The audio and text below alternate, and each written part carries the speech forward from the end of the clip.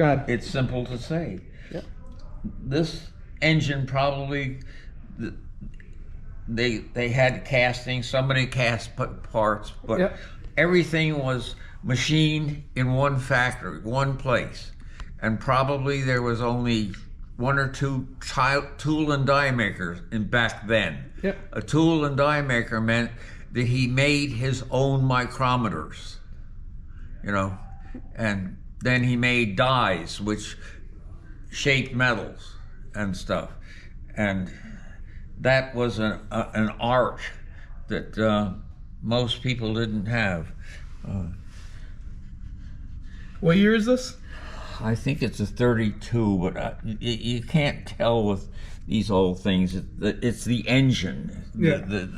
This is a silver engine, or no, it's not. There's two engines in this series. Yep. Different. Silver means the cam is 10 degrees more of overlap. You know what overlap is? Yep. And so you said this whole crank was cut on a Bridgeport? or a mill, or you can see the strokes. And this came as a cast billet. Yep. And then it got shaped, and everything you see here is shaped. It's not. And the interesting thing is, ooh, that's too far. The interesting thing is the weights, the counterweights, Yep.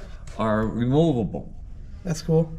Take the thing off, and the reason for that is they have different engine configurations. Yep. So if they had a longer stroke, they put a bigger weight on, or less weight. You know, one crank for a 4-cylinder. Then they went out to. This company was building connecting rods that you couldn't take apart. How That's did you cool. put them on the engine? What, do you remove the counterweight? No. This piece was made solid, and it came out and stopped. Yep. And then in the face, there was a funny, like a dovetail. You know how carpentry drawers look with that thing? Yep. Circular pattern. They put the roller bearings on and the rod on, and then they took this piece, which went up here and stopped there, and they had a special way of tightening up. They had a bolt that went through here and tightened it up, so they built it in segments. Wow. Jeez. So there's no repairing it? Yes, there is. Yeah? Take it back apart? They did it so they didn't have Babbitt bearings, so they had roller bearings. Yeah. And that meant that the engine had no, Friction? no friction, no drag. Yeah. But Mercedes took it to pre-Second World War Mercedes race cars. Yep.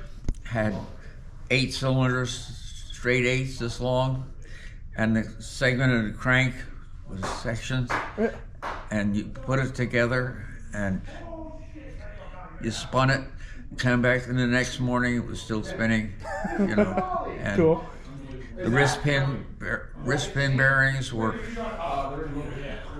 the needles in and the pin in, and just it kept going and going and going. But the best part about Mercedes was no valve springs. How do they open and close the valves? Yeah, that's beyond me. It's called desdramonic. They had 2 cams, each valve had 2 valves, 2 things. One opened it, and another one closed it. Huh. So the valve just sat in there and went, and that meant that there was no valve spring. You could go until it blew. That's cool. RPM. Thank you, Roger.